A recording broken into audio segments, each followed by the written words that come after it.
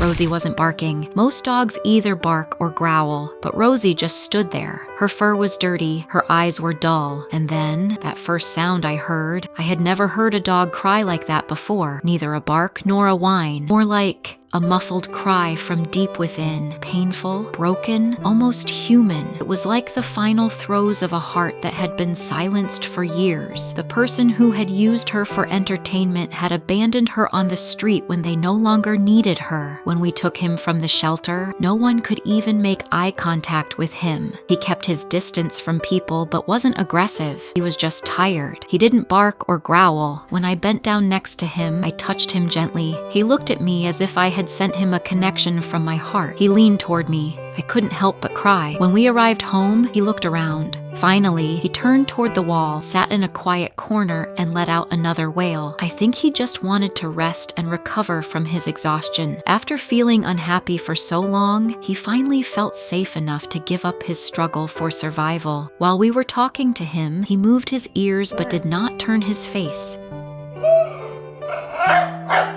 The children were watching him, but Rosie just waited. It was as if she was afraid that what she had become accustomed to throughout her life would happen again. One day, I will be abandoned again. The first few days she watched us from a distance. My husband, the children, their games. She seemed like a silent storm. The next morning she came to me. Her innocent gaze captivated me. I began to stroke her head. The more I stroked her head, the more she wanted it, drawing closer to me. She looked into my eyes and tried to hide her tears. I cried with her. We shared this feeling with each other. We started going for walks together, sitting in the front seat of the car and sticking out our tongues.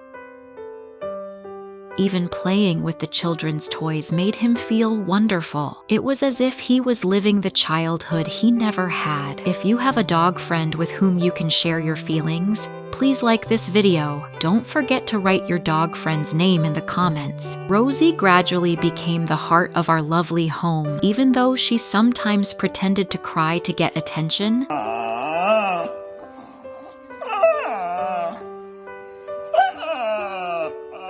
she was the star of our home. She followed us everywhere, always, and would suddenly appear by our side to get our attention. I think her heart was healing day by day. Rosie's story began with a tiny touch, a glance. The first step connected our hearts. Remember that even a small touch is enough to create strong bonds. If you've also brought a soul like Rosie into your life, please share your story with us. Maybe your story will inspire someone else. And maybe there's still someone out there waiting for their own Rosie.